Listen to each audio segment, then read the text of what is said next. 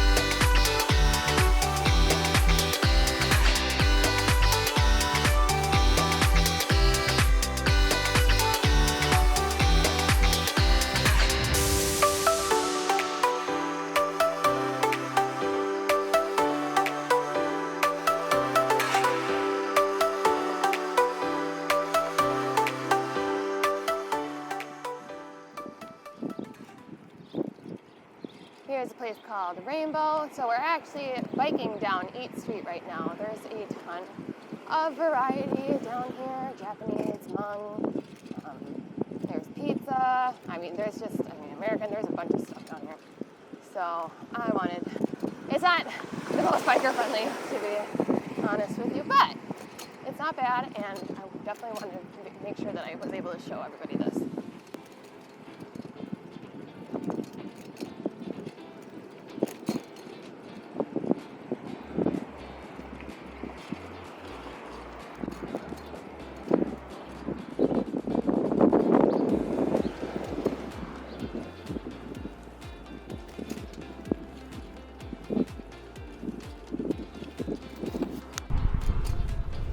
Just passed a place called the Lou's. That place has really good sandwiches. Glam Doll Donuts here on the right. I didn't get my camera turned fast enough.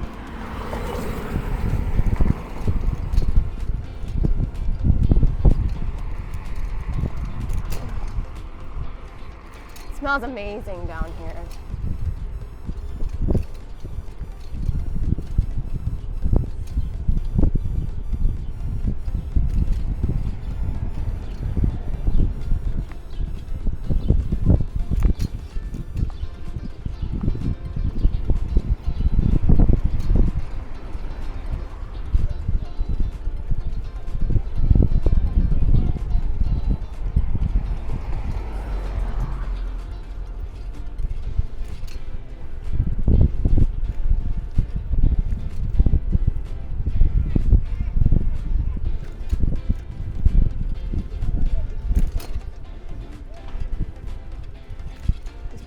House Coffee.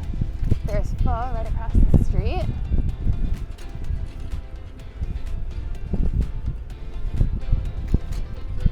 There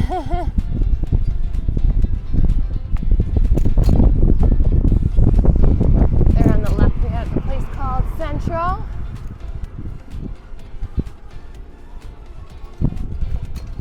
And if you're lame and you don't like to try new things, you can always eat at McDonald's.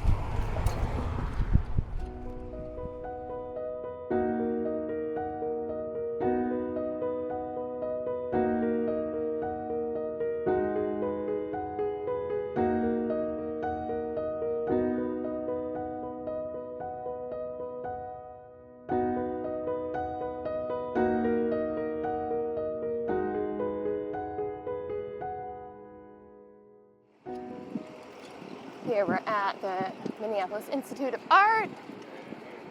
Okay. Oh, it's gonna be bumpy. Looking for bike lockups. We're at the Minneapolis Institute of Art in the Whittier neighborhood of Powderhorn, and this place is absolutely beautiful. There's 4 different levels of a ton of different art from around the world, some that is 2,500 years old, and they actually you can hold events here if you want. A friend of mine had their cousin's wedding here. It's open all year round, so if you're getting really stir crazy in the winter and you want to get out, it's a really great option to do that, because some people are just not into winter activities, so it's a good option, and you're not going to see the same stuff every time you come. I mean, if you come every week, then you probably will, but they change out the art periodically. The best thing is that it's free to everybody.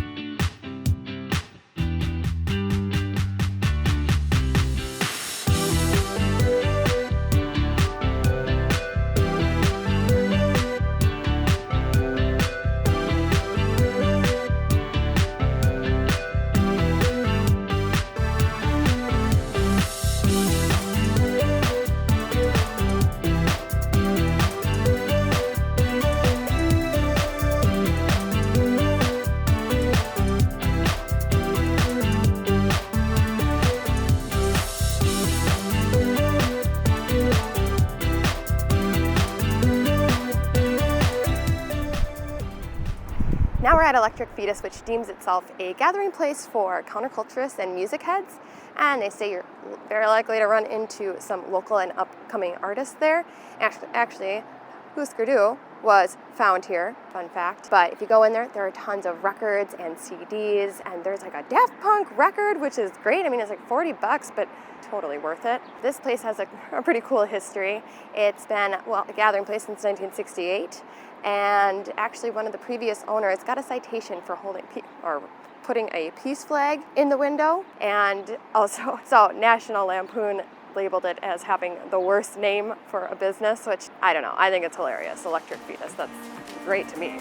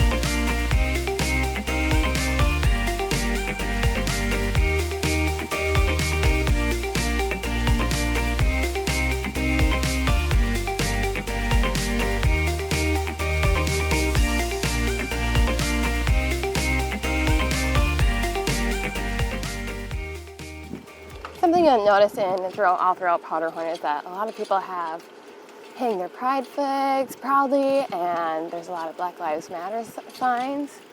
And there's actually, we just passed a house that had a giant dinosaur statue, and another one that had a Mayday parade float.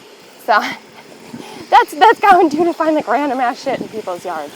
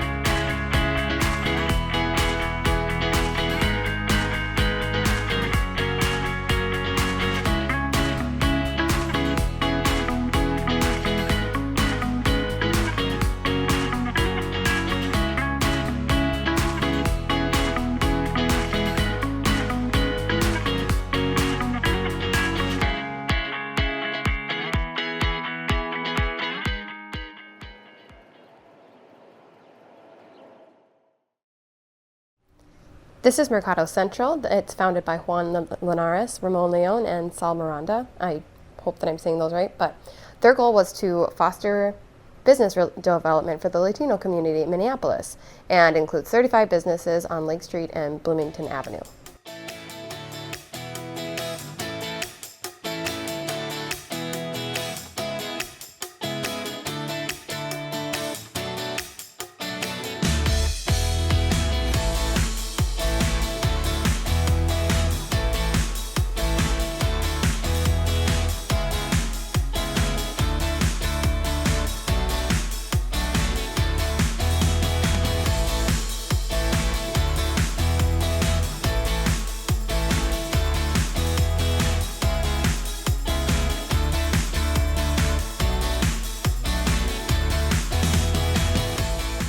The single-family homes in Powderhorn range from $250,000 to $700,000, and there aren't too many luxury homes in Powderhorn, although that doesn't mean that they're not beautiful. There's actually a lot of multifamily here, so it looks like there's a lot of larger houses here, but a lot of them end up being multifamily homes. You can actually get a nice starter home in this community. I know it's nice when starter homes were under $200,000, but these days it seems like it's nice to see them under $300,000, which you tend to see in the Powderhorn community. There are a decent amount of homes under the $300,000 price point, and that doesn't seem to be as common in the Twin Cities, especially with neighborhoods to have so much to offer. A lot of the lower price homes are super great, especially if you're handy, because then you can build equity a lot faster by fixing it up. The median sales price for single-family homes in the Powderhorn community as a whole is $310,000, which is almost $100,000 less than the Twin Cities as a whole, which is at $405,000. So Whittier is going to have the highest median sales price at $418,000, and Powderhorn Park has the lowest median sales price at $296,000. And about half the neighborhoods within the Powderhorn community have a median sales price of under $300,000.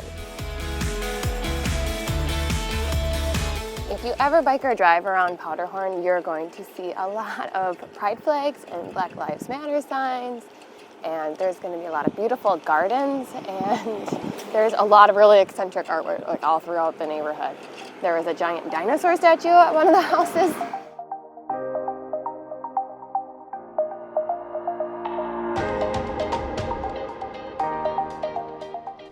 So this is Matt's Bar. This is where they invented the Juicy Lucy, although there's always this ongoing battle between Matt's Bar and the 5-8 Bar of who actually invented it.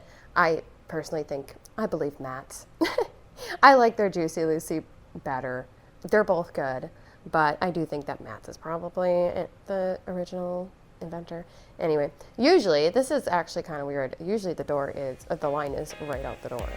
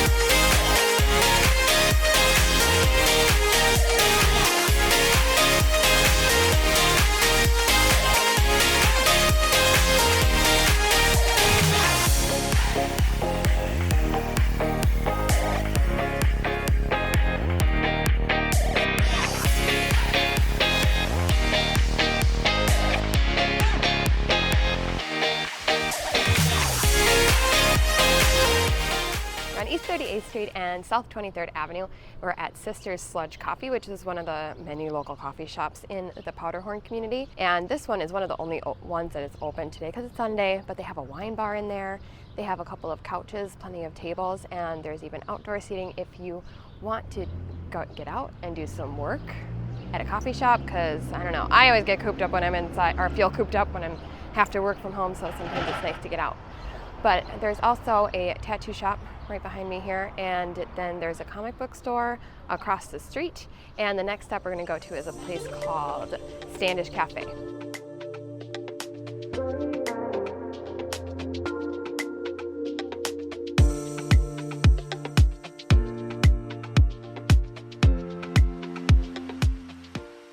So now we're at the Standish Cafe, which is a neighborhood favorite, and I actually know the owner because I used to work with them at Keys at the Fauché in downtown Minneapolis. And conveniently, they're closed right now, so I can't give you a video of the inside, but we've just biked around the back and he happened to come out, and I took my sunglasses off. I'm like, hey, do you remember me?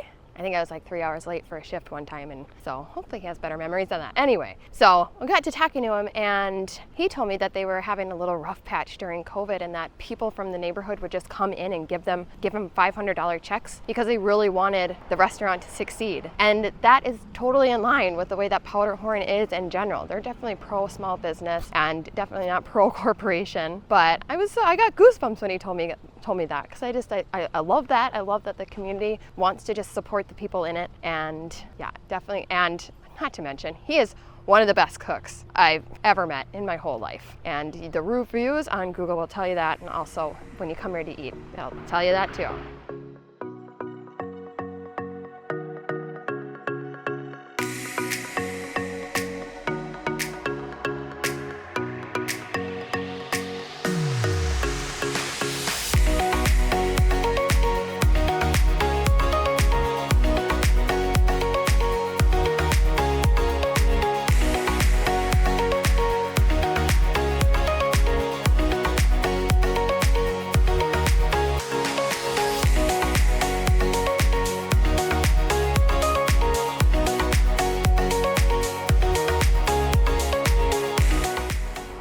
Here at 38th and Cedar, and you have Duck Coffee right here, which is another local coffee shop. And then across the street you have Everett Foods, which has been owned by the same family since 1921 in the same location. And it's a local butcher, and they have a lot of different grocery items, so stuff that you normally wouldn't find stuff you wouldn't normally find at other grocery stores. They have that, and they also have 2 smokers.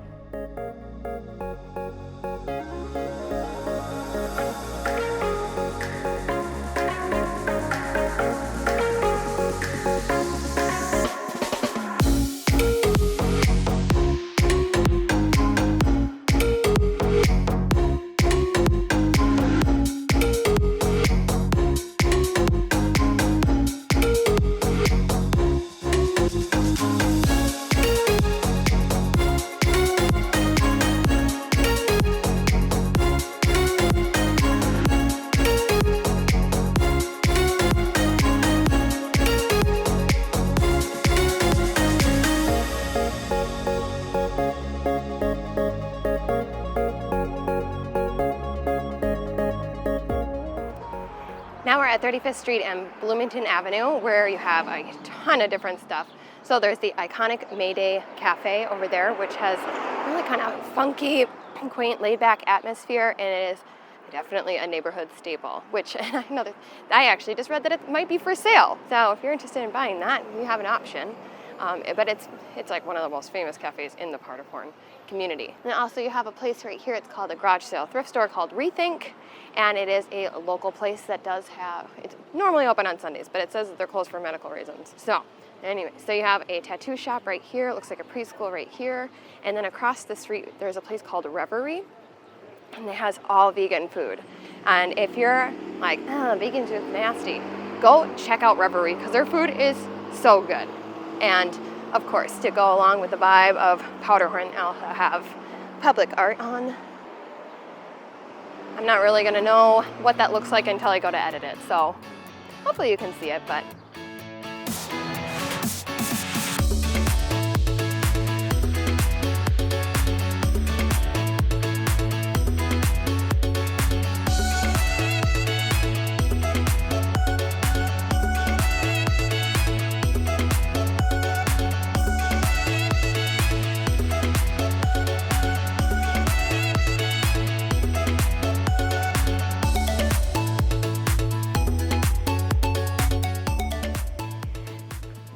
Powderhorn Park, which is what the Powderhorn community is named after. And this park is awesome, not just because it's really beautiful.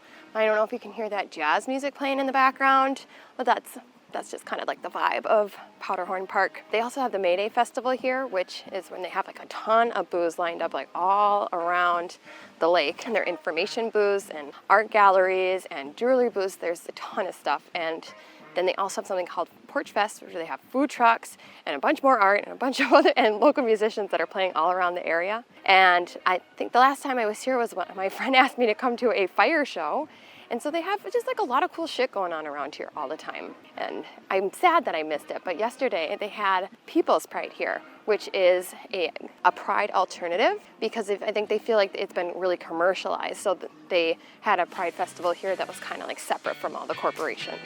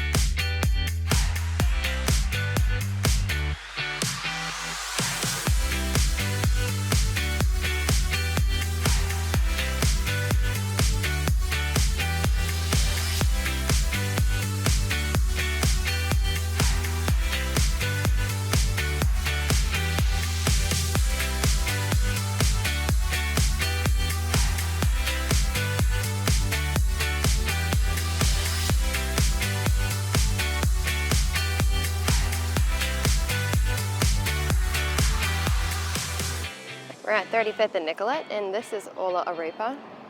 Their food is so good. As you can see, the patio is super cute.